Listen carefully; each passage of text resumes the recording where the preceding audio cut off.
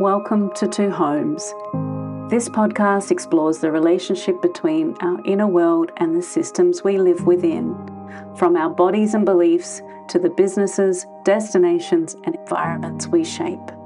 Because sustainability that isn't embodied doesn't last, and well-being that stays at the surface level doesn't change much at all. Together, we'll explore what it really takes to build systems that support people, places, and the planet over the long term. From leadership and organisational culture to the hidden patterns that shape how we live, work, and travel. This is an invitation to look a little deeper and to discover how meaningful change often starts closer to home than we think.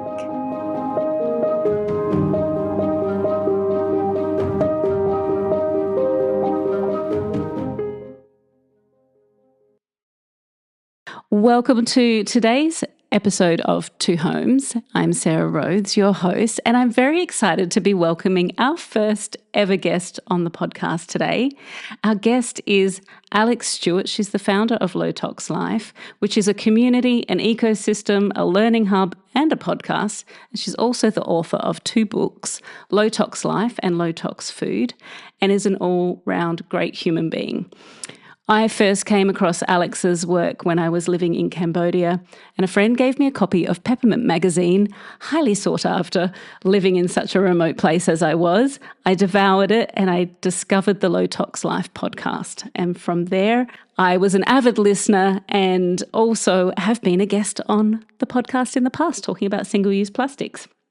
So today I'm extremely delighted to welcome Alexx to the podcast as we dive into a conversation about fragrance in hotels, in tourism, in hospitality, and how they affect us. So I'm really excited to be having this conversation with you, Alexx. How did you get started on your Low Tox Life journey? And perhaps you'd also like to share a little bit about your hospitality business as well for a bit of background. Thank you so much for having me, Sarah.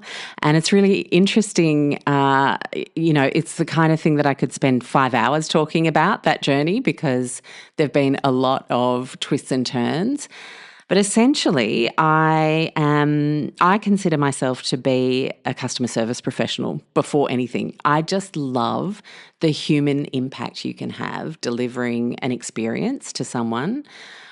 With a values-aligned offering, whatever that is. It's really important that you feel like you actually want to sell that thing and why it matters to people. And so that is my actual career. And Low Tox Life came about because I'd had some health challenges. I was also thinking about starting a family, and in being pregnant with my boy, I sort of went on what is now retrospectively that initial journey, which is you usually end up finding out you've been greenwashed. So you've used a bunch of things that said they were natural and things that said they were, with organic ingredients or made with real X, whatever that is, only to then actually start to look at things more closely when it came to my bub existing, who's now a giant 6'2", near 17-year-old, and going, oh, gee, I wonder what these ingredients are. I'd gotten good at cleaning up my food. That was part of my health and pregnancy journey, doing my best for the growing bub. But then the personal care, I hadn't really thought beyond the marketing. And coming from that marketing sales training background, I just kind of got hoodwinked, because when I started to look at those ingredients, I started to see that you could have a term like fragrance or parfum that could be an umbrella term because of proprietary information, so another brand can't copy you, for hundreds of different chemicals. And not all those chemicals are innocuous. Like, some of them are actually really quite damaging to us, and we know this now. We have professors like Shana Swan who have been studying, advocating, research, teaching for decades in this environmental toxin space. And when we think of environmental toxins, we usually think like smokestacks and places that are far away. But it's It's actually the things we're putting on our skin, the things we're inhaling every single day. And we would just assume that everything was safe if it was in a bottle and on a shelf. Unfortunately, due to the magnitude and power of things like lobby groups and industry and the sheer incapability that a government would have to independently test every single man-made chemical that we've produced, of which there are over 200,000 since World War II, not only separately but also synergistically, how they might interact and at what volumes. Scientists try, they give it a red hot go. But in starting to look at something like fragrance on a label, in starting to realise there were also carcinogens that could be in that umbrella term. There were also preservatives that were highly irritating in the research.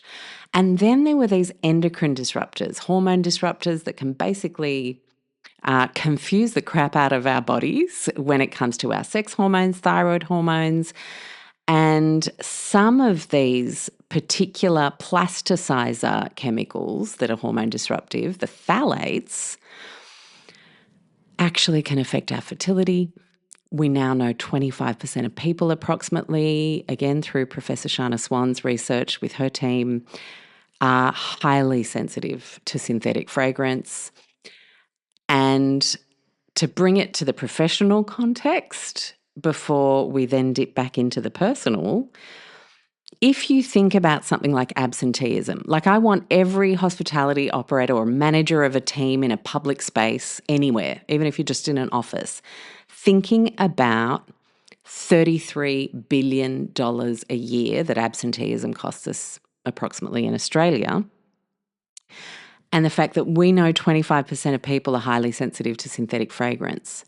And then we think of every bathroom that has a spray timer, every lobby that has a signature scent, every department store that has beauty counters and fragrance counters. Oh my goodness. What are the symptoms? Period issues, cycle problems, fertility issues, men and women. We know it's lowering sperm count. We know headaches, migraines, allergies, hives. Like, who in a customer-facing role wants to show up to work when they've got a migraine or hives? No. So it's almost like my professional life, thinking about managing teams of people, training people to be like really excited to go work and talk about things and be high intensity, high impact, high energy. And then this personal journey with Seb and starting to look at these bottles and then starting to think about fragrances and starting to be a hotel guest and think, why do they have that weird smell in the lobby? Oh my God, now I've got a headache. Oh my gosh, I used to get headaches all the time when I was in cosmetics. Oh my gosh, I was going to put this on my baby. What? So it was just this realization that not only was all of this stuff awful, but many average people just didn't have the tools or the knowledge to navigate what we would do instead. So Low Tox Life really started as a bit of a passion project on the side, and I kind of consider it my advocacy business, and then Bonfire is my professional business and consultancy. Both I'm really passionate about, and what I love about this particular topic is they both fuse together so well. And just before anyone freaks out and thinks this is going to be an impossible journey to actually changing the landscape when it comes to fragrance, there's just so many positives. There's some really easy things we can do. And I'm looking forward to talking about them.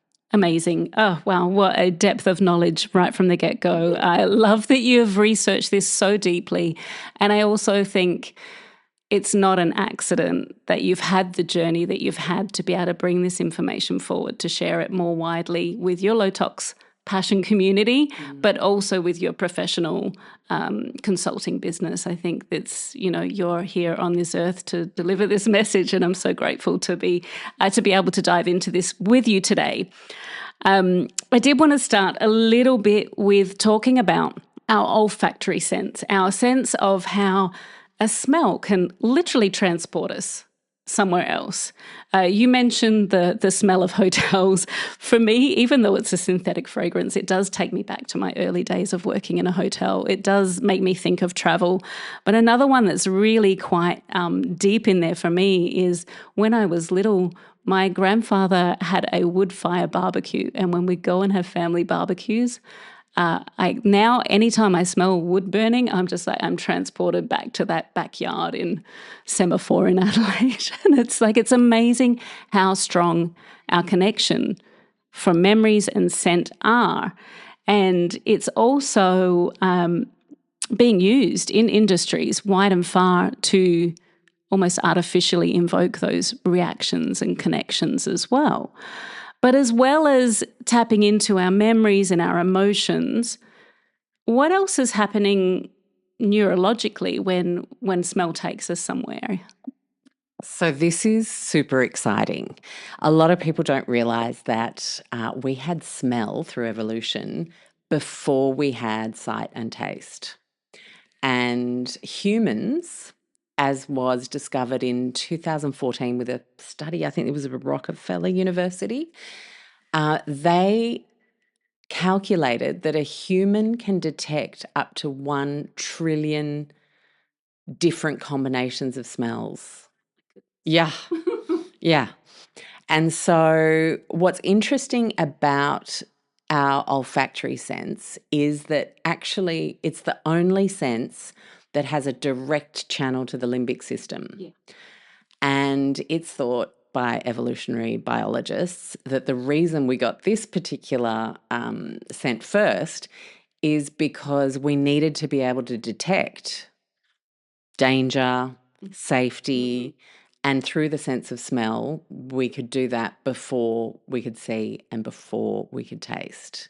And that's why you smelling something almost feels like you can taste it. Yeah.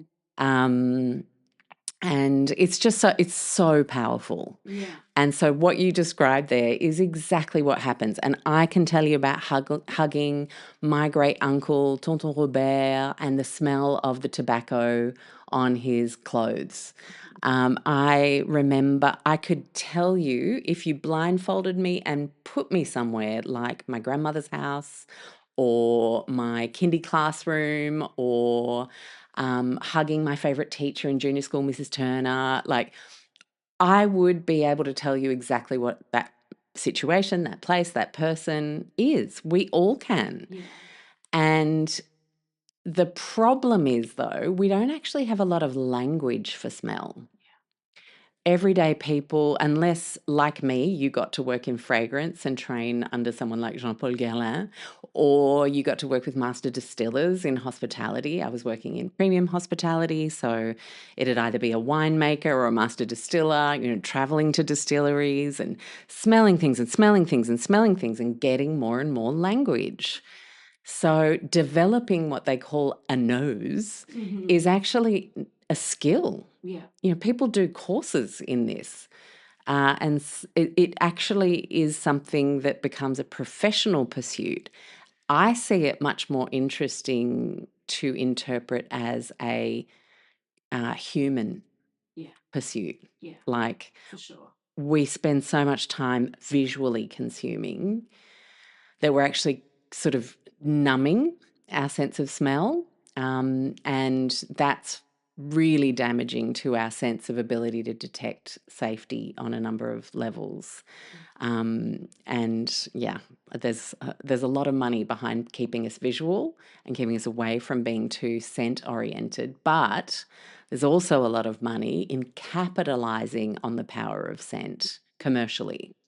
Now I remember when I was in cosmetics, it would be a big deal to have a fragrance launch. Like a company would work on that all year. Now it's a dime a dozen. Every celeb's got a fragrance. This saturation, again, has ended up being part of our dumbing down of our sense of, because it's all too much. And so it's actually really interesting. But from a scientific perspective, what I love is that modern scientists have given us language for what's going on and this sense of safety and appetite and desire and memory and danger. But you have like writers. Marcel Proust was writing about scent in over a century ago, and he talked about how when everything is dead and gone and you're just literally standing there, just the smell of something transports you to things from a long time ago. So he knew, and he tried to describe it as scientifically as he could, and then it took many decades later for us to actually be able to say, oh, it's bypassing, it's the only one that bypasses everything else. The other two go to the thalamus first for almost like a processing and then up. But this is like straight to limbic, which is like highly emotional and highly safe or dangerous territory. So it's very powerful. Extremely powerful. And it's interesting you mentioned that some of our senses are being dulled down. Sometimes I wish that my sense of smell could be a little bit. I definitely noticed when I moved to Sydney after living in Southeast Asia for a long time, the amount of fragrance, perfume fragrance that people are wearing on their bodies, and even from laundry powders. Like I can tell laundry powder and fragrance, and they all have their groups of distinct smells. Like for me, most popular perfumes now smell the same. Like I'm catching something, and like I looked into it and I see like they've formulated it so it's designed to linger in the air, and it's quite repulsive. Yeah. Can we talk about that linger in the air? Yeah, we can talk about the linger in the air, and let's talk about why are some people attracted to that, perhaps? And like myself, I find that really overwhelming, while other people seem, maybe it is that dulling down. So yeah, let's dive in there. Thanks. So I've got a couple of things to say about this, because number one, you need to understand why we ended up deciding that a long-lasting fragrance was success, like a performance metric for a consumer product. And that was essentially an invention of marketing in the early 60s, where someone thought they'd get the edge by saying, and the smell of this laundry powder will last to keep your clothes smelling fresh and to keep those unsavory body odors hidden, basically, before they had all the revolting 24-hour, deodorants and things to do that. And so it actually did start with laundry. So it's interesting that you mention that, because that is where we were first sold on this idea that if a fragrance lasted longer, it was better quality. But the chemicals that are used to make a fragrance last longer, the phthalates, and any nerds can look this up, PHTHALATES, are sticky. So they're plasticizers, and they are designed to literally make the other things you've got in your fragrance stay in place. Now, plasticizers like phthalates are used in any kind of soft plastic. So think, your cling films and those really cheap sticky balls that you can get at a $2 shop to play. They're kind of really bright. They've often got little bumps. And if you can hold a huge ball in your hand by just putting your hand on it and it kind of sticks, full of phthalates. A lot of yoga mats, phthalates are everywhere, anything kind of sticky. With fragrances, it's that I've hugged my friend at the 6 a.m. yoga class and I can still smell her deodorant or fragrance or laundry powder or anything that night. Yeah. And it's really intense. So the problem here is that culturally we've been trained to think any fragrance is better than a bad odor of a body, like a natural human body. That's problem number one. So we've been culturally conditioned to cover up natural smells, initially with humans, and now, we're trying to cover up petrol smells in a city with all that kind of stuff. Poop in a bathroom with the timed fresheners and things. So we have that cultural conditioning that we should love this, and so we will. We have I've been born into this being normal, so I never knew it was bad, and I never thought that me now having headaches could be connected, or having fertility problems. And then there's the third, where They're the canary in the coal mine type of genetics. I'm one of those people. And they're the people that, whether they consciously know what the cause is or not, they have visceral health reactions to synthetic fragrances, these phthalates, but a bunch of other chemicals that are under this term fragrance. It could be musks, it could be aldehydes of different types, different VOCs, volatile organic compounds.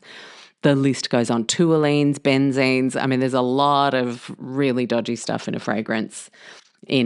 I think the market research shows us about 85% of commercially used fragrance products contain phthalates.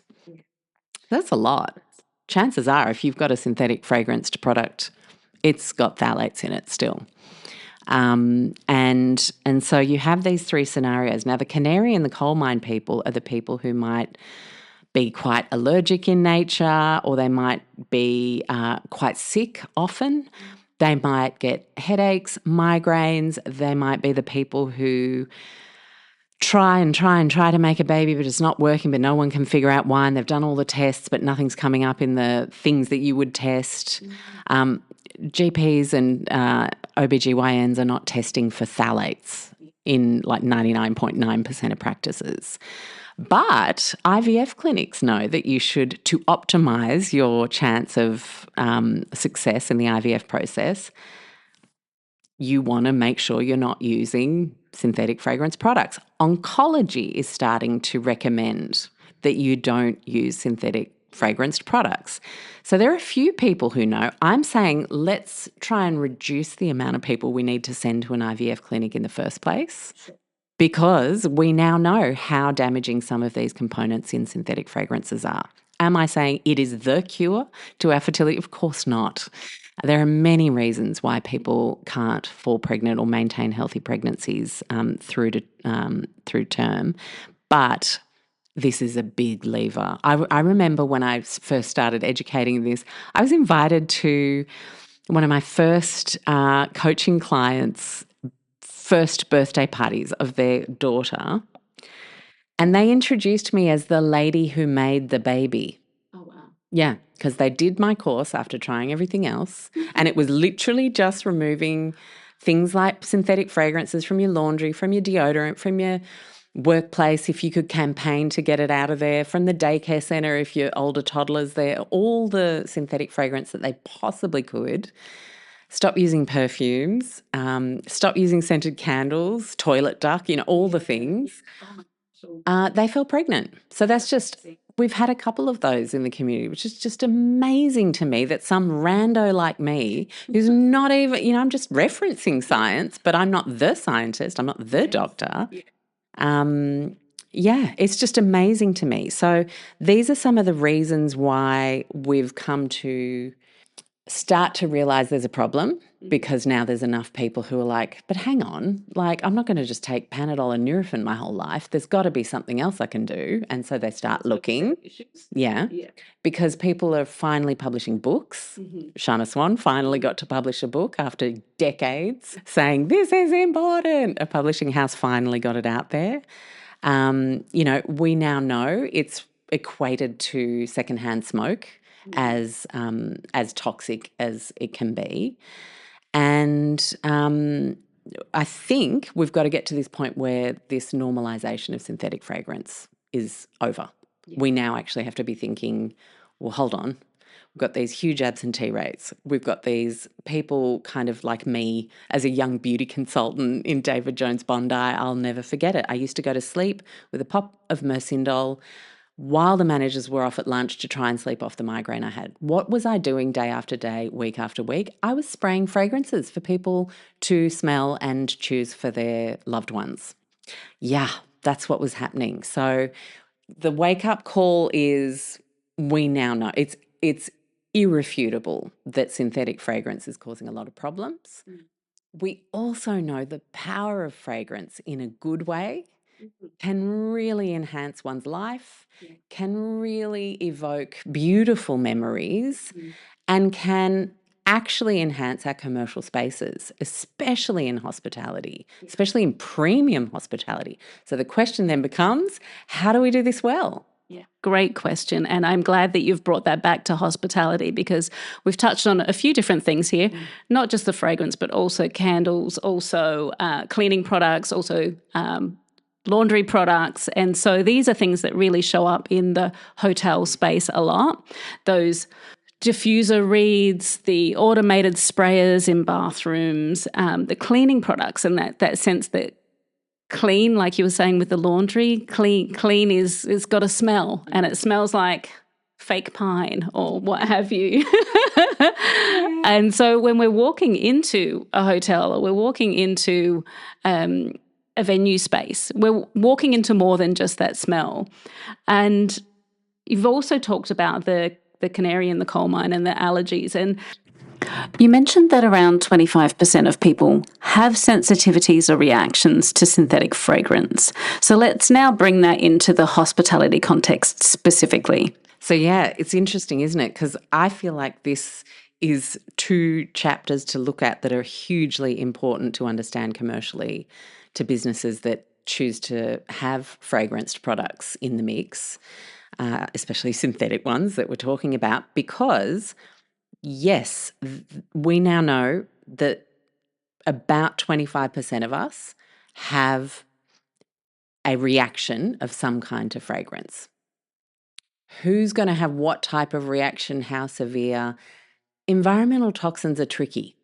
You know, you'll often see a cancer patient who didn't have a genetic profile for their cancer. Their oncologist might put environmental factors on their chart, but they won't be able to go into more detail. We don't really have a lot of the ability for clinicians to do that in widespread testing capability. However, we know that people are starting to cotton on to the fact that it's a big deal. Anyone who's had a migraine because you've walked into a hotel room that has been pre-sprayed and you just think, oh, God, that's strong. And you try and open up a window, and these days that's not always possible in hotels. Like, start to think about reactions you've had. You might just be so unconscious, or it might just seem so normal to just get the shits with a synthetic fragrance that you don't actually stay with it and go, but this is wrong. Why are they doing this? I don't want this, right? Rather than, oh, bugger, this smells awful. Let me open a window.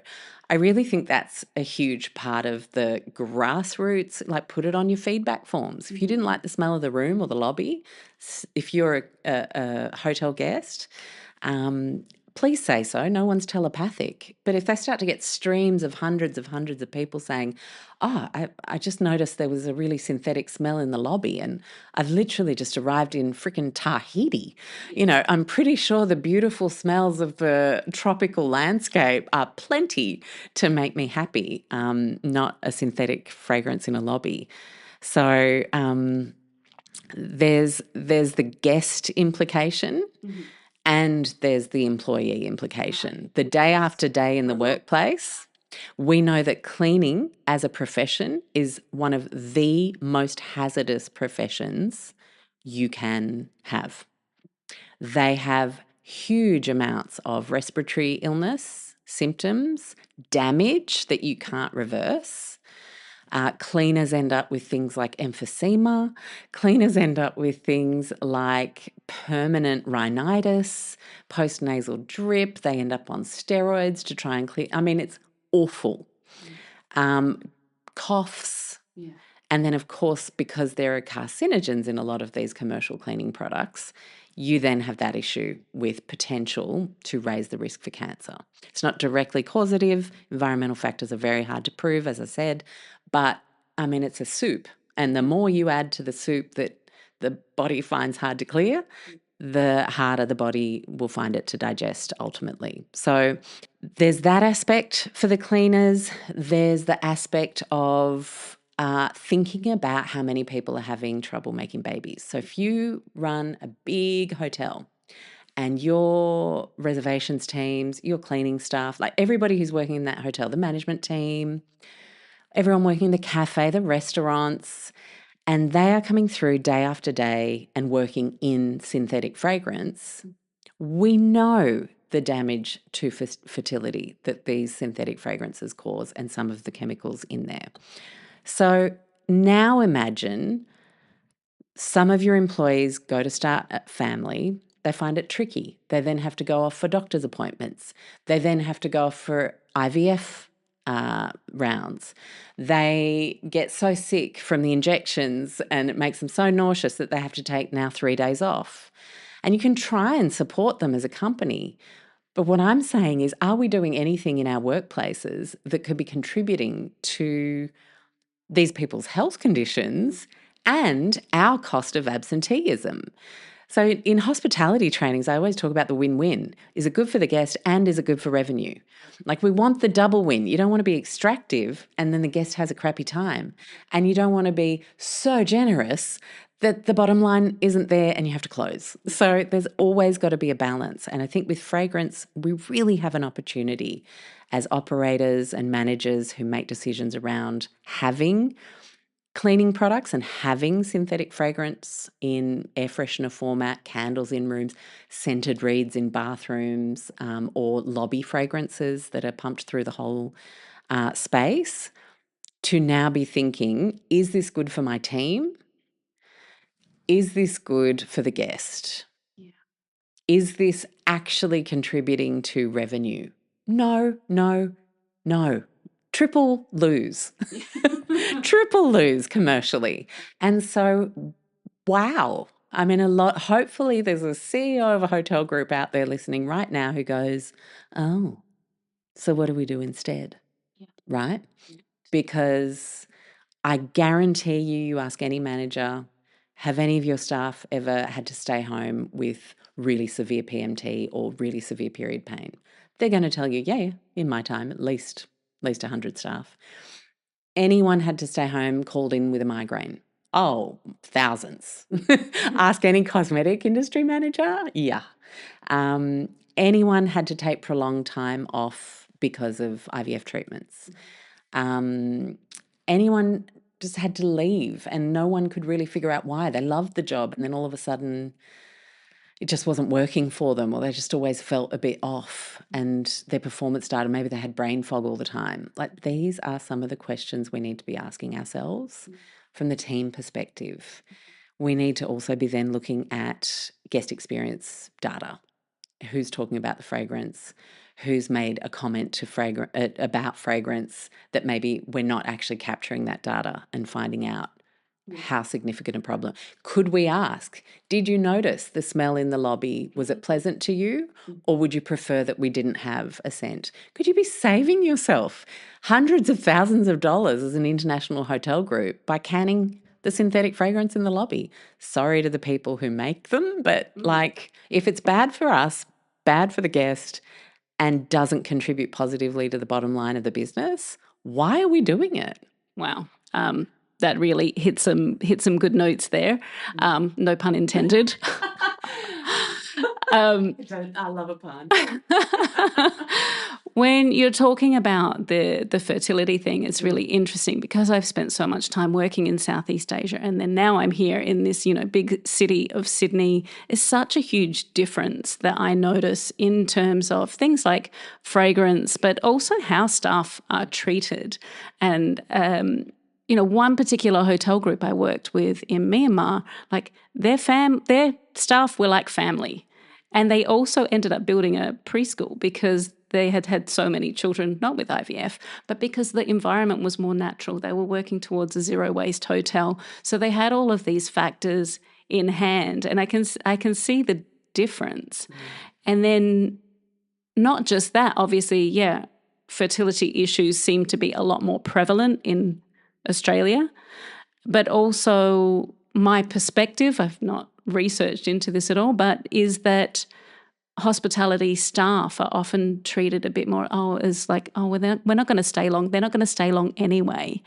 So there's not much investment made into taking care of them, involving them in decisions, looking out for their well-being through things like fragrance. And so I can see that you want to say something on that note. And I'm going to throw another question to follow that up with as well, which is back in the early days of when I was working in hospitality, it was something like you. So you mentioned that guests should be writing feedback, but more importantly, hotels can be proactive and invite that feedback. I recall that negative feedback was like maybe 1 in 8 negative experiences actually resulted in negative feedback. Do you have a more current stat around that you could talk to as well? Wow. Okay. So there's a lot to talk about. So the first one is the difference culturally in how we treat hospitality staff, country to country. Oh, my goodness.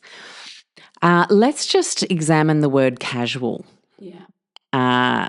70%, 80% sometimes of staff in the average hospitality operation is considered casual. You may as well say disposable. They have no guarantees that they will get the hours to fund a life.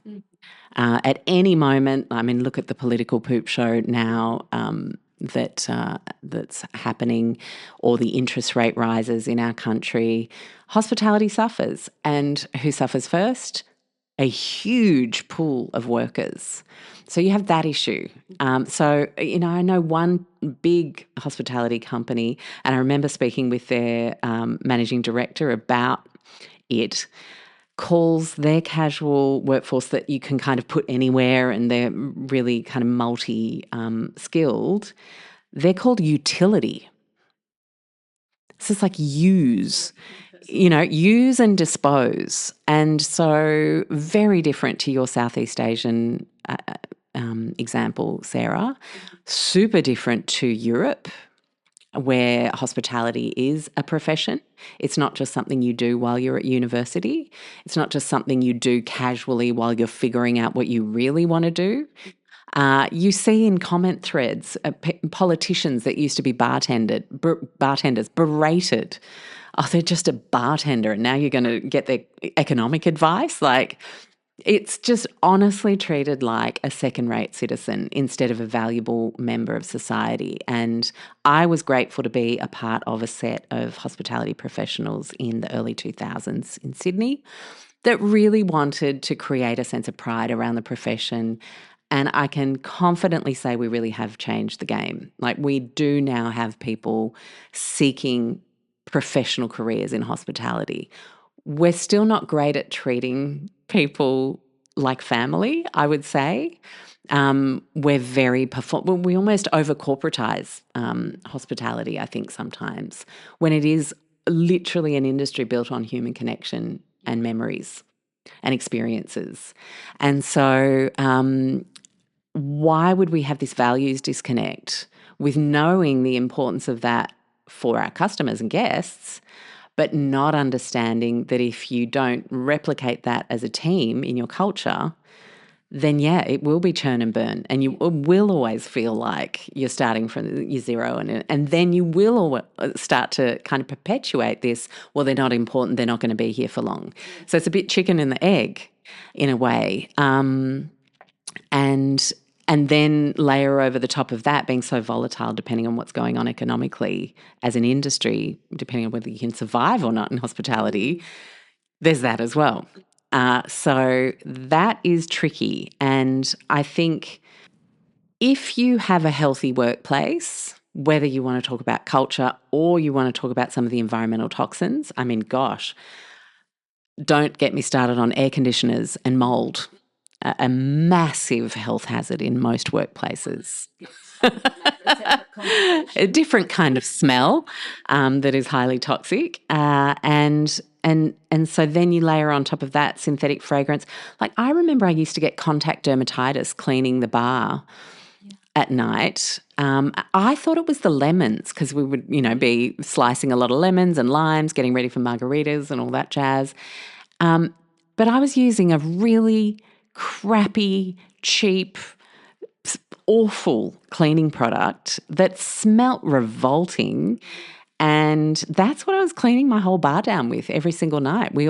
Everyone in hospitality does. Yeah.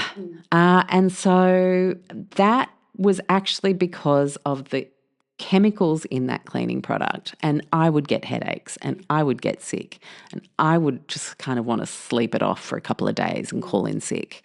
So start to think about, are they actually just lazy and complaining and calling in sick because they're weak and not resilient, which we love to tell the next generation they're not. And we were much tougher and sure. But actually, are they trying to teach us something about a workplace we haven't considered yet? So that's the number one part of your question. Reflect for me quickly what the number two part was. Customer feedback. And then the next part of our question, back to the guest. Are we asking the right questions? I literally work in the business of getting impartial feedback from trained surveyors so that clients can actually see these people have had everything paid for and they have to be objective with the kinds of 40, 50 question you've done some of my mystery shopping.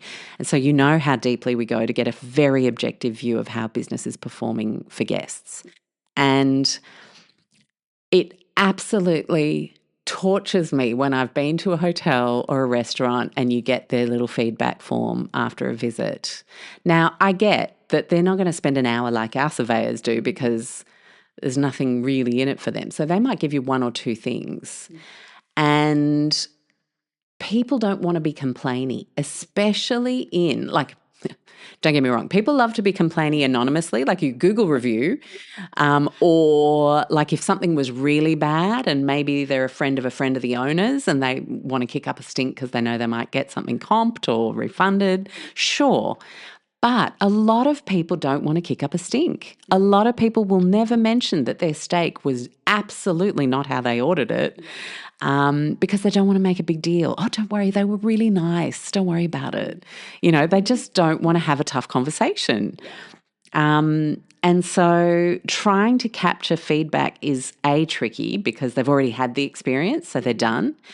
But B, are we asking something generic that's like on a scale of 0 to 10, how did you enjoy your experience at da-da-da? Like you're going to say 7, and then if it's a 7, it'll usually prompt an NPS score window. What would be the major reason you scored it a 7 and not an 8 and above? And you might put a value for money thing, or a reception was rude and didn't give us the extra hour that we asked for. You might put something, but I don't think many people, unless they're prompted, are going to say, actually, you know what, the fragrance in the lobby, like that's not going to be the thing they say. It's usually like really like red hot stuff that you remember that's quite acute rather than chronic, like a little backdrop scent. So we need to actually find out whether these things are appreciated.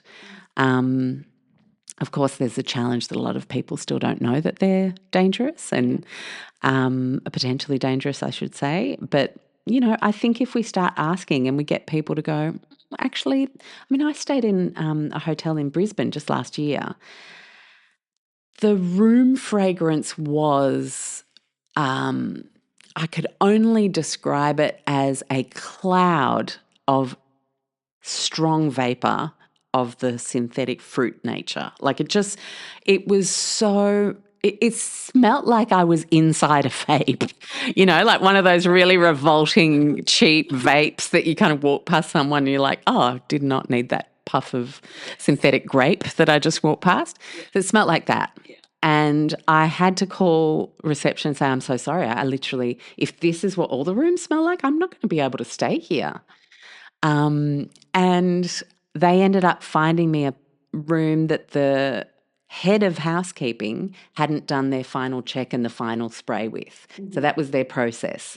They do the final check of the room and then the final spray. So that's the team leader that's doing the special last touch. And luckily, a couple of the rooms on that floor hadn't had that step yet. So I managed to get in there before they did it.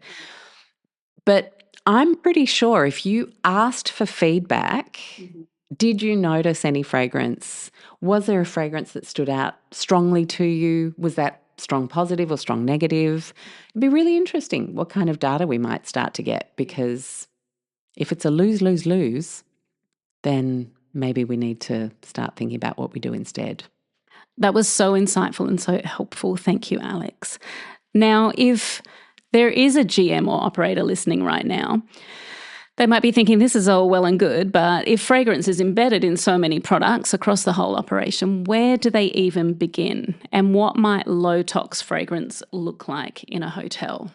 I love that question because I instantly want to go to all the ways we can make things amazing for guests, of course, because that's just literally what I live and breathe. But there is the practicality of commercially sourcing product. I think the best thing you can start to ask yourself and the people that you source product for your cleaning team or the product that your external cleaning team come in and bring, because there's that as well, because they're leaving those chemicals in the workplace. For your team to then be surrounded by is to start to ask, can we do a fragrance free? I mean, that's always going to be the easiest because then you don't have to worry.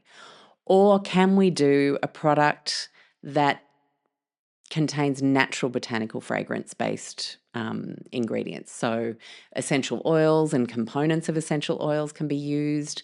And you have a lot of brands now providing big bulk commercial sized sizes for commercial use. Are they going to be more expensive? Not always. I have found that to be a bit of a myth, especially now that we have the economy of scale with more and more people demanding safe products for cleaning teams.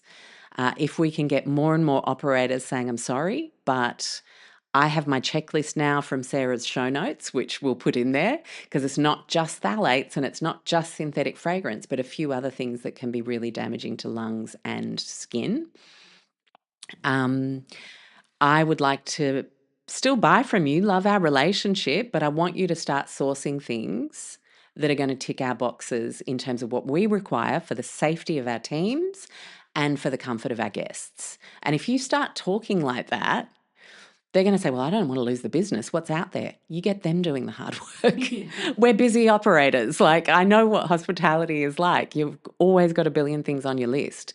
So it's not for you to become some kind of chemical industry specialist and decipher labels, but say to your provider that you actually now want more options because what they have, I've actually polled my staff. Wouldn't that be a lovely idea? We actually ask our cleaning teams, how do you feel using these products? How do the bartenders feel cleaning up the bar and the restaurant staff at the end of night, wiping all the surfaces down? Anyone sneezing, any allergies, any hives, any headaches? Let us know. We just want to gauge the health impacts. And soon enough, you're going to see 25% of them are going to say, yes, the science says so. And so I think we can ask our teams and then we can take that to our suppliers, or we can start inciting customer feedback and we can say, our guests are complaining about some of the scents, the air freshener, the different things that we're using. You can smell it on the sheets sometimes. It might not be the synthetic fragrance, but it might be some really chemically kind of smell that, like, I know I've laid down on a bed a couple of times recently, last few years, I guess, where I've just spontaneously started kind of coughing. Just like, what is that? Like you've walked past a tree full of pollen, that kind of reaction.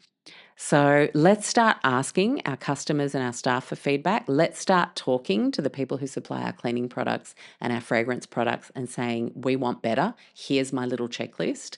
I don't want any of this stuff in there. That's step number one. And then step number two is to think about, yes, obviously fragrance free is good, but what is good fragrance? There are some companies who are actually doing a pretty good job in commercial fragrance in terms of public space diffusers and things. There are actually a couple worldwide. So you could work with them. Again, we'll pop it in the show notes. I don't want to name and shame bad ones and I just don't need litigation. So we'll just keep it all for the people who are curious. And you can then also decide, like we said before, does your lobby really need a smell? I mean, the reason we're sold on this is because of the stuff we talked about right at the beginning with the olfactory sense and how it just takes you back to that beautiful holiday. Could we replace the lobby smell with a sensory experience at the check-in counter? Could we have a little basket of towelettes that people can choose to use to freshen up? Maybe they've come off a flight, maybe they've done a red eye and they're just exhausted. And could we bring back that beautiful idea of the scented towel? It's just such a lovely thing when it's got a natural fragranced essential oil. It literally is just like when you go to the beauty spa and you have your facial and they spray the little mist that has like rosemary and mint or really beautiful natural things. And they're not expensive. Rosemary, mint, citrus, all these oils are actually quite cheap, especially if you buy them in bulk. You have the sustainability piece with essential oils, of course. A lot of produce needs to be used to get that little distillate. So making sure that we're using regenerative, principled, resourced oils if we are using them. Again, make your supplier do the hard work. I just want to check the supply chain here. Is it done ethically, environmentally? Are they able to replant as fast as they extract? All that kind of stuff's important. But yeah, think creatively about what you could do to add to the experience more impactfully at the welcome point of a restaurant, the hosting area. Could there be a really beautiful bouquet and there's a couple of flowers in there that have a really gorgeous, strong perfume, and it's always those when you go there in winter, and it's always those when you go there in spring, and then summer it's different again. And so you've got this beautiful seasonal olfactory journey with real stuff. I think the day that we all wake up and go, oh, so when they say spring fresh on the bottle, yeah, it doesn't smell like flowers. Or when the candle says vanilla creme brulee and fig, I'm pretty sure they didn't stomp on, vanilla pods and distill figs and put them in it doesn't smell like that. So what could we be doing to actually, could we have a bowl that's heated with a candle underneath at a reception point, so cheap, with coffee and vanilla beans? Could that be the natural, and it's just gently heated so you get this beautiful little aroma. And because it's smelt when the person arrives at the desk, it's like, oh, I'm coming to a great place. Like I'm literally walking towards it instead of this ambient kind of it's everywhere and I can't escape it. I think we could really do some exciting stuff with natural fragrances that would be easy to replicate from market to market. You could actually own that, let's just say your Pullman hotels smell a little different in New Zealand. We do this because this is the local flora and fauna, and here we do this. Airlines could be doing this. So many different hospitality businesses have signature scents, but they're awful or they're unfortunately bad for their staff and their customers' health. And they cost money for these businesses. Lose, lose, lose. So yeah, there's plenty you can do. So we'll have the little checklist of here's what I don't want in anything that we're using for our staff or our guests. And then we'll pop a couple of different options as well, just for people to start exploring if they want to start that journey. Beautiful. I love that. Like everything you were just describing, it takes me back to Southeast Asia, which happens a lot. And I think so many hotels throughout Cambodia would burn lemongrass oil because lemongrass is just like growing everywhere. And then you eat it in your food. And then you eat it in your food, or some use it as the straw in the welcome drink as well. So it's very versatile. Or they would just have fresh, like the pineapple skin. They use that as a freshener, or limes, like fresh limes. So many things, but those little towels, always the reusable towels. It's very simple, but it's very elegant. And so I love that you took us there. Have you seen anywhere doing this well in Australia? Myself. I've seen spas do it well. Okay. Yeah. So spas know that you are literally trying to get back to yourself, your most natural, happy, calm, peaceful, settled, rested self. Yeah. And so what do? They provide natural smells. Everything is natural in a good beauty spa. And so why then do we not know this about other types of hospitality? Think about your values as a business and what is on your brochure. If you're a restaurant, if you're a cocktail bar, if you're a hotel, if you have kind of fancy language that is, conjuring this journey into luxury and be transported into Saigon as you taste the beautiful dishes of chef and then you go to the bathroom and you are in the loo and then you hear it. You hear psht, and you know what's just gone off. And it's one of those bloody timed air fresheners. And then you can't breathe. Yeah, I always call it my mission impossible. Go dunk, dunk, dunk. Can I get out before that thing goes off? You've just ruined it. You've ruined everything on your brochure by not having a values-aligned approach to something as basic and as important as fragrance. This person is now going to remember, yeah, the curry was amazing, but they're also going to remember the cheap air freshener in the bathroom. They're also going to remember the bright pink soap that smelt like lollies in the bathroom. So we really need to think about layering our values through all the senses in a way that's actually true to what we say we sell, right? Integrity. Integrity. Crazy that fragrance has been allowed to go so long synthetic and harmful in a way, because we're literally selling memories to last a lifetime, whether it's the special birthday dinner or whether it's the holiday with your loved ones or the time you took out after grieving. Like there's some really important occasions that we go away, we break the weather in our lives, positive and negative. The post-divorce holiday that one of my best friends just went on. And she talked about Numia and she talked about the frangipanis and she didn't talk about the smell in the lobby. She talked about the flowers that were in season. That tells us everything about how important real fragrance is. So, yeah, I actually don't want to settle on fragrance-free, Sarah. I want to push us to now think great fragrance done well, done economically. Haven't seen it many places.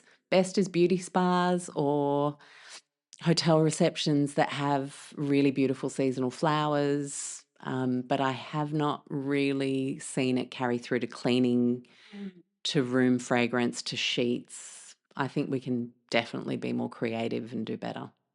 Beautiful. I love how deep we've gone into this topic today, Alexx. This has been such a great conversation. And also thank you for the resources that you're going to provide for our listeners, which will be really wonderful. Make sure that they're included in the show notes. Final questions to end on. Just, is there anything that we haven't covered that you want to make sure people hear today? And following that, how will people connect with you if they want to dive deeper into the low tox world with you? Thanks, Sarah. Look, I think we've covered quite a bit. I always feel like I'm one of those speakers who can overwhelm people if you've never really thought of this before. If that's you, it's really very normal to think, oh my gosh, why didn't I think of this? Oh my gosh, how is this even possible that this is allowed? And oh my gosh, what am I going to do? These are very normal responses to finding out that something like synthetic fragrances have been allowed to basically go unchecked for as long as they have. I think the best thing for people to do is to really just think, now what's important to me? If you're a commercial operator, chances are I know what's important to you. Lowering your staff turnover, however is possible, because hospitality tends to hemorrhage casuals because of the whole ecosystem being a bit broken. And you also want to improve your bottom line, and you also want to improve guest experience. A good business looks after their team, looks after the guest, and that byproduct is the bottom line doesn't need quite so much work. Because we're doing a good job. So think about health impacts and think about customer perception and start to think, interesting. I know I want to do something here. Do I need to bring a Sarah in? Do I need to bring in Alexx in? This is the kind of work we do on the ground every day, right? It can be a minefield, and no one should have to try and figure this out alone. Second thing, though, is if you do want to connect, of course, there's lowtoxlife.com, which, as I said, that's my advocacy business. There's a podcast with a ton of, nearly 500 podcasts now, courses, membership support. We have qualified health professionals that help people as they transition to doing things a little better for ourselves and the planet. And from a business perspective, if you want to explore this commercially, Bonfire, connect on LinkedIn, Alexx Stuart with 2 X's. And Stuart spelt the proper way, Stuart. I love that. Love that. And just to finish on, this is going to be a question I'm going to ask all of my guests, and you are the very first one, which is, what's one thing your dream hotel must or must not have for you to feel truly at home in it?